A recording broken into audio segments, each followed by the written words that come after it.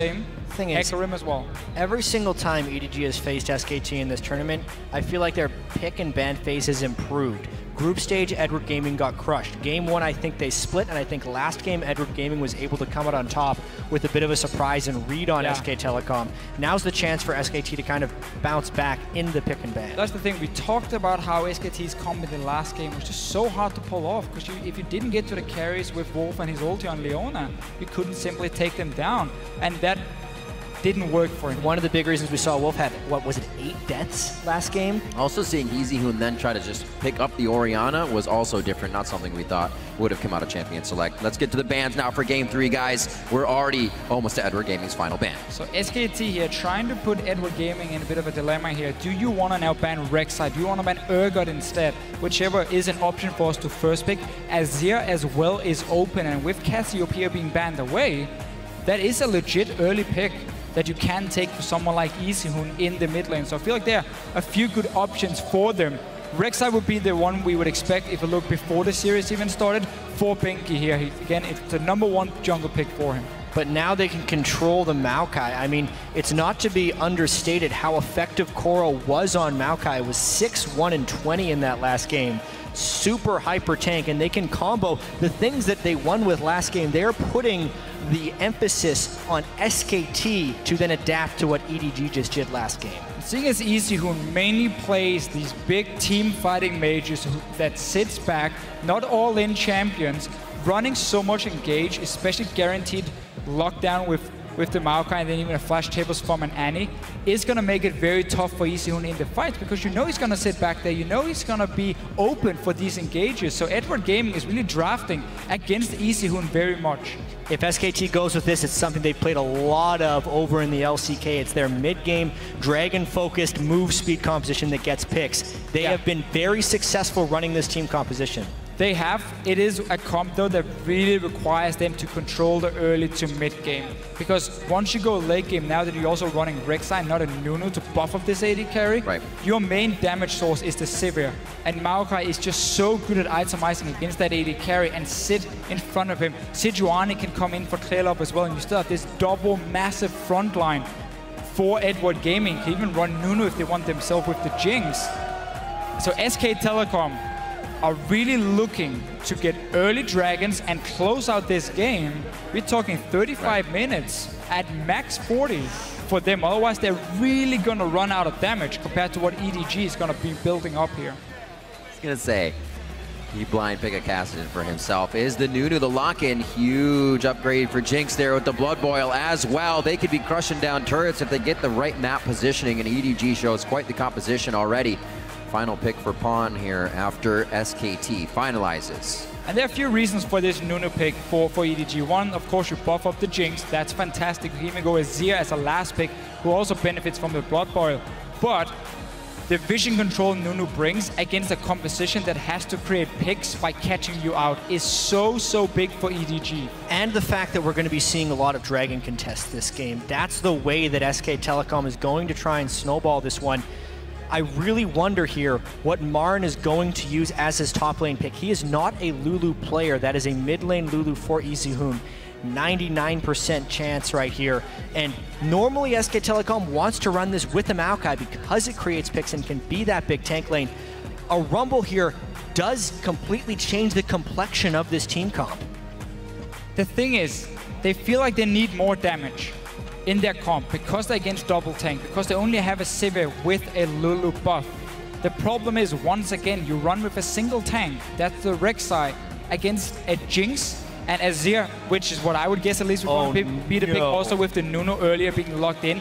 So there's so much damage from EDG in the backline that Rek'Sai won't do anything on his own. And SK Telecom, once again, they rely on mid-game picks and fights around the Dragon.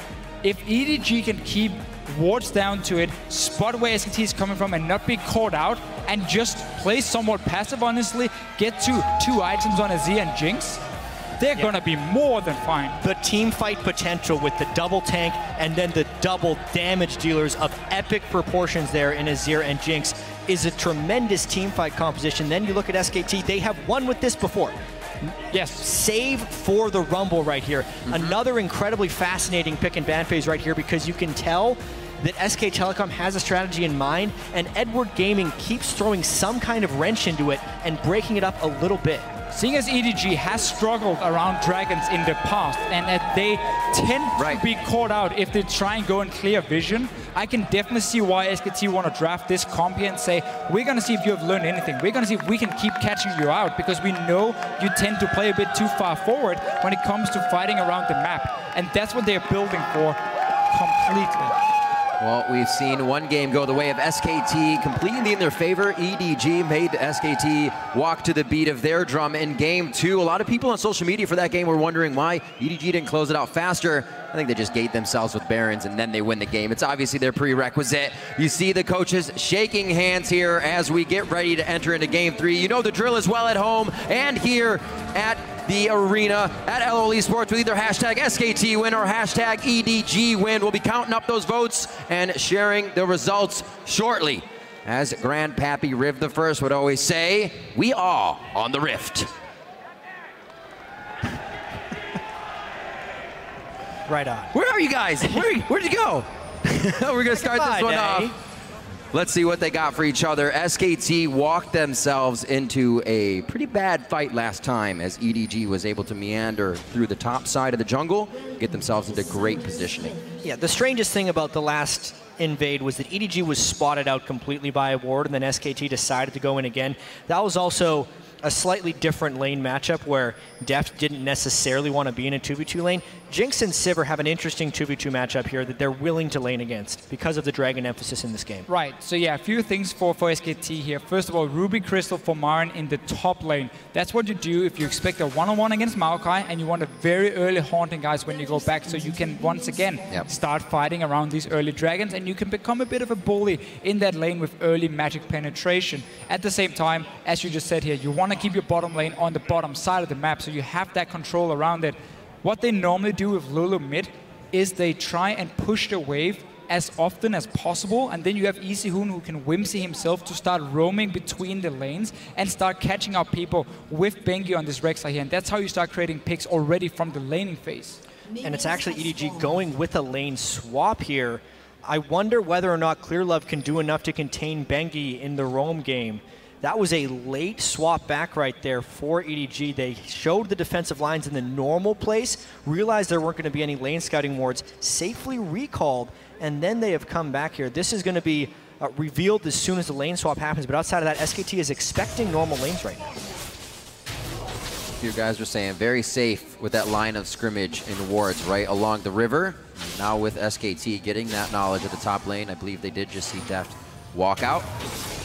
So because there's no wards for SKT to try and spot what's happening at level 1, and they were most likely expecting standard lanes, they're not sending in Wolf to check the blue buff of EDG, which means Clearlove has been able to start on the weak side. That means the opposite side of where your dual lane is going, and get the blue buff so they don't risk Wolf suddenly walking in, start harassing them and trying to poke them away and completely take over the bottom side of the map.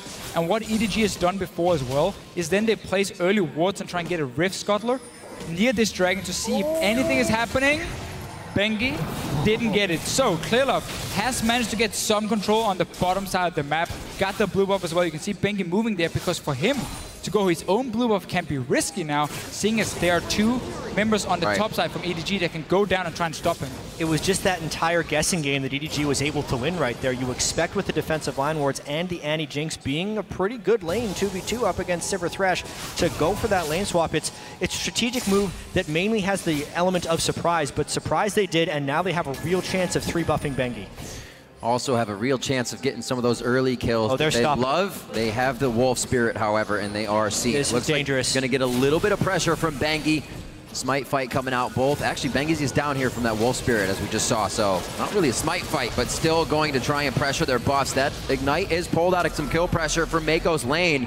Flashes, however, are being burned, and SKT are again finding themselves quite down in the beginning of the fight. Pawn and Easyhoon going 1v1 here as we just kind of waltz over to the right, and they both have to flash. No, one summoner spell, sorry, on Pawn's side. Easyhoon has to flash. I very much disagree with Koro teleporting into this blue buff buff here. He had a free lane in the bottom lane, one-on-one against the Sivir. Same level, you can see the wave down here is even. And he'd already picked up 11 CS, sitting there nicely. He joins in to push them away and try and get a first blood. Let's see what happens now though, because he needs to get something, otherwise he's lost a lot from teleporting out of this lane. Yeah, they already had the teleport bird from the Rumble, and now everyone's deciding to party up here. Nobody cares about the bottom lane. All right, we're going to see who can come out of this one better now. It's pretty much making those adaptations mid-game here. We're only 5 minutes in, and we really don't even have lanes just yet. Koro and Pawn still in the mid lane now as he's low on mana. They need to stop these from going right into the turret. Bang is going to try to make that happen immediately, though. And what pressure here coming in from SKT after that jungle invade from EDG. SKT needs to send someone bottom lane because... Immediately. There's a 3-wave stack down there. Yeah, what Bang did was the wave was pushing towards him and he just left it there and roamed to the mid lane because he wanted to see if he can join for some of the action. This also means Koro is losing out on so much farm because all these minions have killed a few waves. Now Bang will return down. I think he only lost maybe 1 or 2 of the melee ones, so he's gonna get most of it and a cannon as well. So he will lose some of the farm. But the main thing for him is because Koro teleported away from this lane, he's not been getting a bigger lead over MaRin, who was stuck up here in the 1v2 early on. He now has help from the Thresh and he can start picking up some farm. EDG putting so much value on a simple blue buff. Great job pretty much all around. Figured Bang would be down in CS. He picked up enough and still equaled out to Deft farming in the top lane. Still just about even in gold as well, so really a lot of summoners and a whole hoopla for the early part of that game. Yeah. Not to get too much. It ends up being kind of even. Although EDG had the opportunity to pull an experience advantage, they just would have had to give the blue buff over, which would allow Bengi maybe some control over that side of the map. But even so, I'm completely on Deficio's side right here. Koro could be so far ahead in this game right now, but instead he is just equal with MaRin and going with that double thorns. But Clearlove will continue to try and do this invading Nunu. They're potentially falling behind here. They've sacrificed a lot of time in order to try and pull off some of these buff invades. Standard Nunu start with the early side stone, and with them pushing the top lane, one of the reasons EDG did it, first of all, they obviously came late into the lane, so they couldn't build up the freeze at first, but it was also to see if they could force SK Telecom to send someone like Wolf up onto the top side and help MaRin. That meant there was no dragon pressure for SKT on the bottom side, so Clearlove has been able to ward it up and keep it warded for the entire early game and make sure no early dragons are going down. But now both top laners picking up quite some farm in these lane swaps here. Wolf is down on the bottom side now. Pawn almost finding himself in a 3-pronged attack from the mid lane, but it looks like they're going to get a rotation towards the top side here. Meiko just on the backside of Deft. Going to force him out of that. They're still going to follow with the stun, the flash, and entry. MaRin overheats at the beginning of the fight and adds some good damage to Deft, but they are going to follow up with a bit of rocket damage here, winning that trade. I almost feel like Meiko thought that Deft still had his chompers. That's the only reason you would flash for CC if you thought you could chain it, but instead he just burns his flash and the rest of the SKT lane walks away and disignite. So that's a thought burn for not that big of a gain. Maybe they try and dive him now. No ignite. Push him off the turret at least. Oh, Meiko grabbed the aggro. MaRin could go down here. Look like Meiko makes it out alive. Bengi is trying to do what he can to keep that aggro onto Clearlove and in range. And it is not going to be enough. One last caster minion. He is low, but he is not dead until he gets a snowball to the face coming in from Clearlove. Pawn getting towards the top side, gets himself out alive as he chugs the potion. That dive was so beautiful.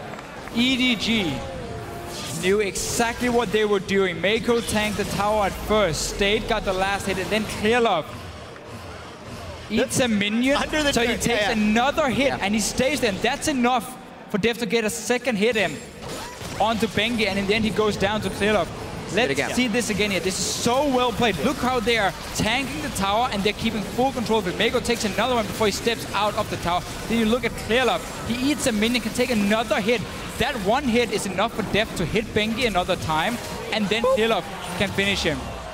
Flash snowball at the end. Like you said, Deficio, perfect execution. EDG is the turret diving team. They specialize in that when they're I mean, they're Chinese. able to get aggressive. They have to tower dive. It's such an accelerated game. That's one of the main things that can create conflict and strategy in those ones. Wow, ultimate burn by MaRin, so now he can't stop the dive. Meiko's Annie is everywhere. Another game. Will they keep focus onto MaRin? The lantern from Wolf. We saw it happening yesterday, and it could really start to thwart EDG's Jatt gank has his ultimate. He's going to try. Get him out. Is he going to try and snipe? He would have been low enough, but he decides not to. Teleport back to the top lane, so Koro does not miss any of this. Well calculated there. A full wave to him as it comes in on that siege. And we'll have now Bang backing in the top side. With that much gold, he's going to spend it out, get an Avarice. EDG making up for that early teleport here. Koro has now been just sitting and farming in the lane while they went up to dive onto MaRin. He lost a lot of minions on the tower, went down for it as well. First dragon, EDG has kept control on the bottom side, and they just kept pushing aggressively on the top, trying to pull as many members from SKT up there as often as possible. They are playing this early game very, very well, and SK Telecom needs to show they can react now and adapt to what's going on, because the early start they were supposed to have with this comp is not there. And the only thing that could have gone better for EDG is if the double kill didn't go over to Nunu. Clearlove won't be able to translate that into the damage. You really want the two carries of this EDG team to grow, but they will grow naturally as long as they can keep this farm even. The fact that SK Telecom can now only get their first dragon roughly 16 minutes into the game, that's the whole way that they win the game, is by controlling dragons, especially with this Sivir Lulu synergy, and they are well behind the curve for doing so. The only good thing about these early kills for Clearlove is he can go for like Warmock's armor very early, buff that up with the Cinder Hulk, and he has such a high amount of HP that a Lulu and a Sivir simply cannot take him down. Again, Lulu is gonna really start falling off in terms of damage because she's obviously using her shield on the AD carry. And we have seen Clearlove get a quarter kill at like, what, minute 6, gets 4 kills on a Nunu. But they lost that game. They did, right? That's true. But he was very tanky, he was super tanky. That's what we're trying to prove here. That basically, all right. Clearlove for kills. He was tanky. He was, there you go. Got it. 2-0 as we start this one. Easyhoon gets the blue transfer over as he now tries to give it to Pawn in the mid lane. Not the blue, but the aggression. They still have Ignites up there, so we could see a little bit of kill pressure. Also coming in from Easyhoon. They can use that wild growth effectively. MaRin looks like he finally gets some free time in the top lane, but it won't be for long. He's trying to make up for that 30 CS behind. Bengi's here to help. Let's see how this goes. Equalizer down on a Koro. Clearlove says peekaboo, comes out of the brush. An absolute zero charge up and a knockdown. Where's the fourth? He's gonna lock it up. Can he get the fourth? Come on, Here it comes. It'll do it. He's tanky enough. Gets popped up. There's the flash, and they may not have the chase. Arcane Smash coming in from Koro. Snowball. There it is. Oh, he gets the fourth one. Snowball to the back of the head of Bengi. Clearlove on a rampage, but specifically because that was a great counter gank right there. Whoa! Way commits! Holy moly, Wolf flying in once again, trying to mark that territory. Deft says, no way, Jose. And Easyhoon's going pretty hard now. Bang, very low. Easyhoon, however, takes the zap. Is it Easyhoon! He throws it himself. Can it be enough? And Meiko and Deft try to follow this one. They can't serpentine through the minions quick enough. Easyhoon's safe. Everything's starting to fall apart right here from SKT. All 3 lanes suffering damage at this point. One of the worst things. First, it starts in the top lane. Second, Easyhoon's roaming down early, which makes Wolf overcommit for that. They miss all their skill shots. They click on the wrong people. And EDG, with this pressure and aggression, is making SKT make mistakes. And this is really where SKT struggled in the semifinal as well. When they tried to match the early aggression, let's see what happened here. Bengi does stay alive, but in the bottom lane, we saw Easyhoon, he tried to push his wave and then roam down with the Whimsy, as we mentioned with this Lulu. But the engage from Wolf was just way too early. He walks in pre-level 6 as well, trying to land a hook right in front of Deft and Meiko. And like Thresh, when he winds up the animation here, you have so much time to react, honestly, for EDG and just instantly blow him up. Yeah, he is a Moby Boots Thresh as well, so the Annie can almost one-shot him alone at level 6. The best that comes out of that is they trade 1 for 1, but they end up losing 2 for 0.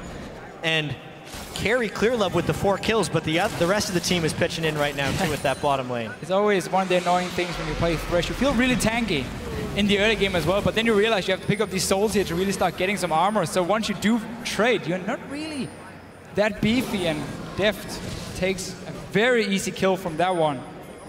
6-0 first dragon. And SKT, by the way, as we have said, is running a composition that doesn't want to go late game. Right, really time working against them on Whoa. this. Big force, 5 people bottom lane. Pawn also over the wall with shifting sands. It's right onto Koro. They're looking to lock down the bottom lane, though. He almost tried to walk past Bengi. They definitely have their eyes on Bang and on Wolf for that bottom lane. They don't get what they want. They're going to back out.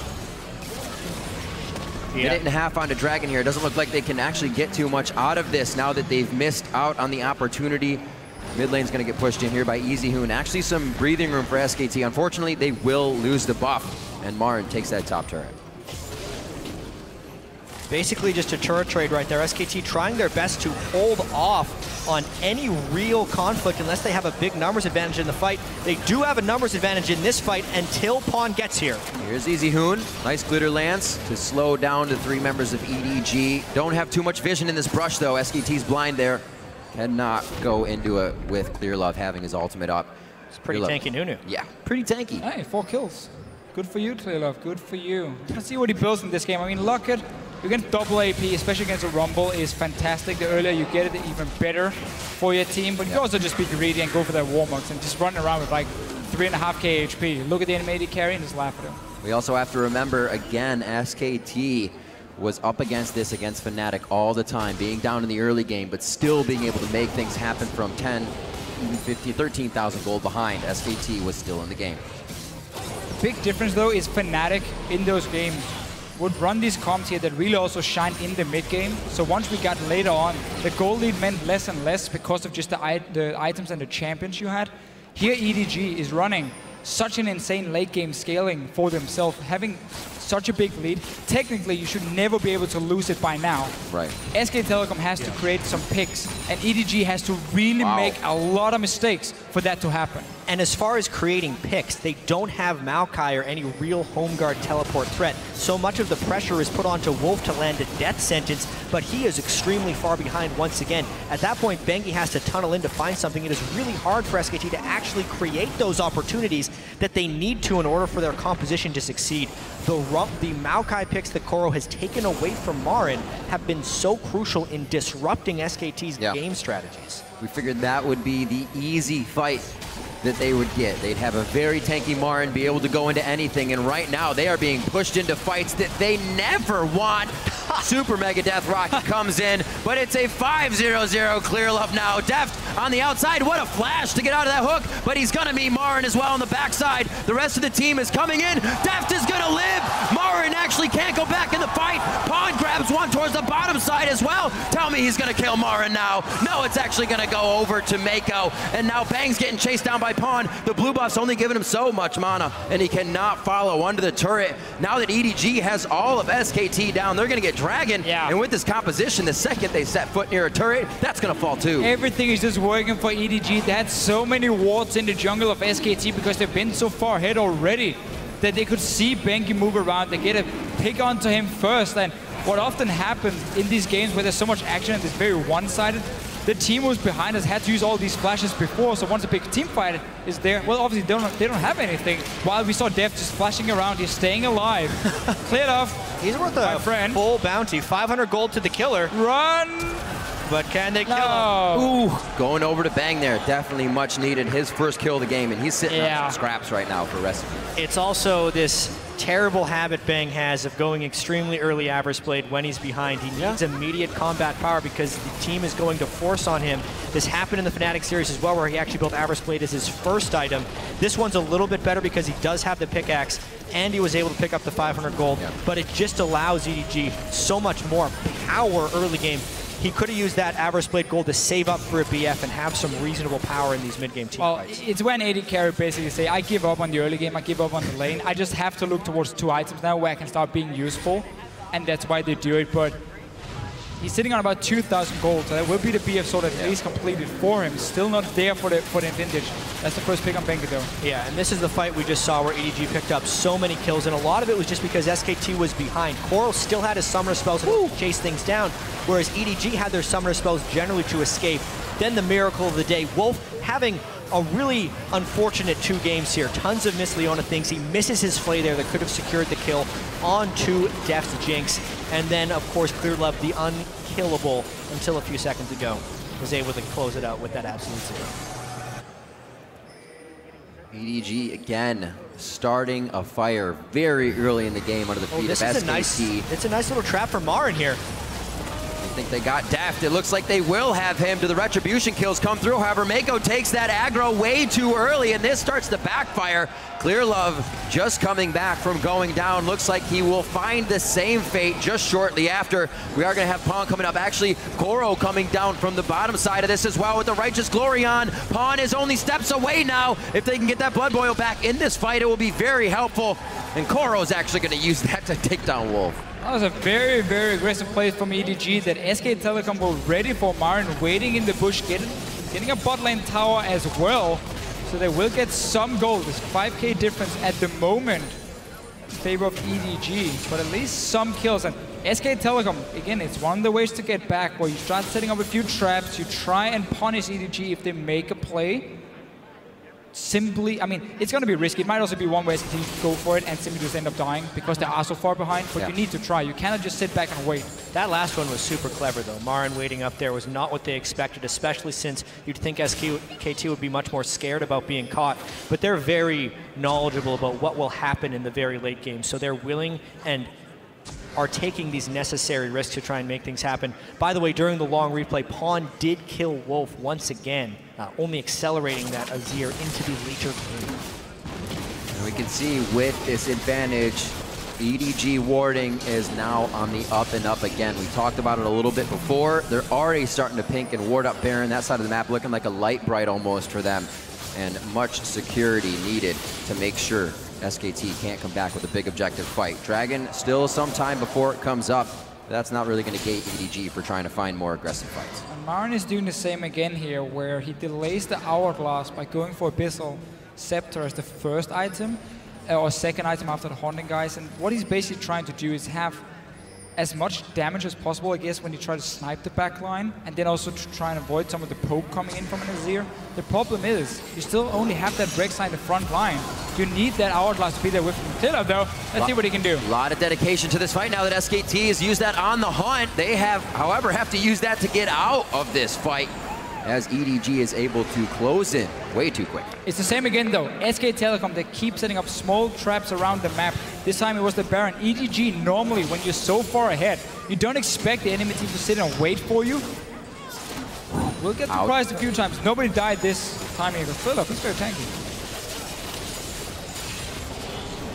Yeah, it's potentially about EDG waiting on some Dragon timers, but they've been known to be a little bit impatient, and they have the capability of forcing.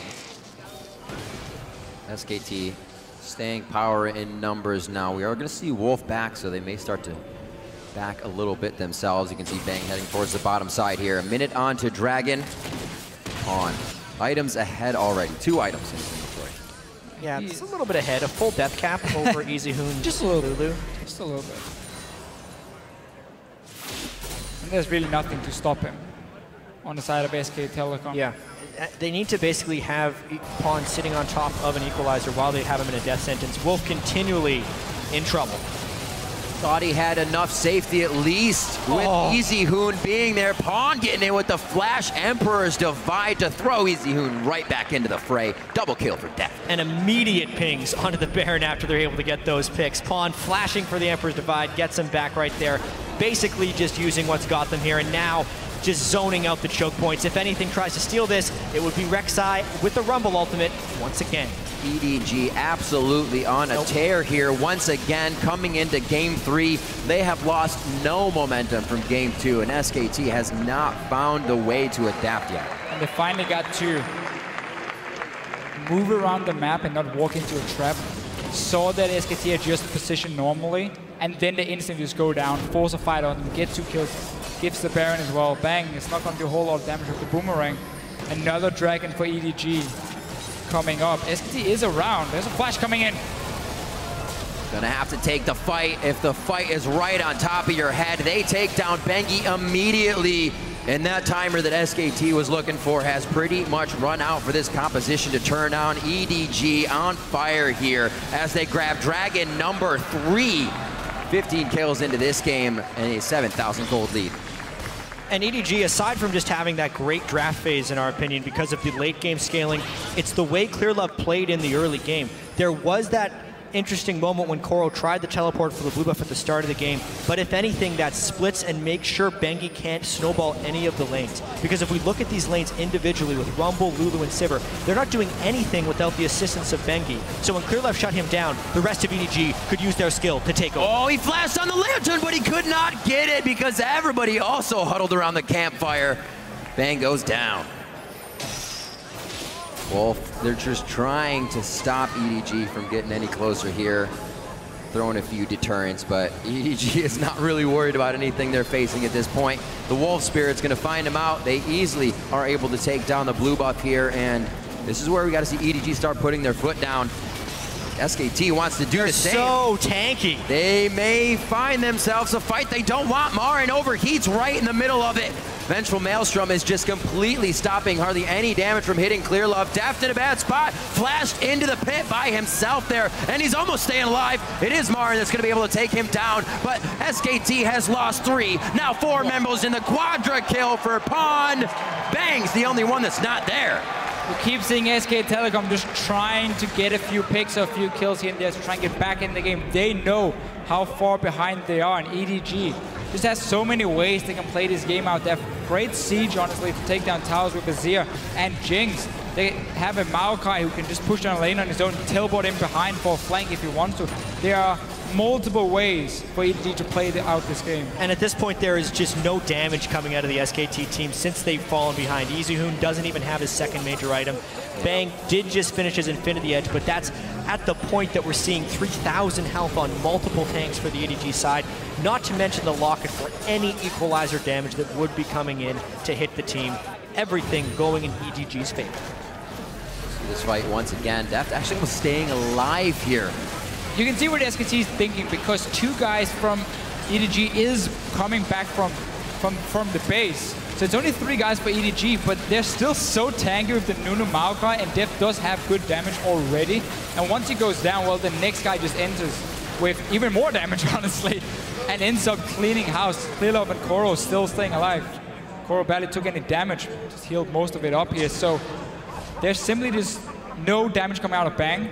And also MaRin, with his build, the fact he can't stay in the front line with Bengi, even had it been like even in gold or somewhat even here, it would have been very hard for SKT to play these fights unless they get the correct pick onto one of EDG's carries.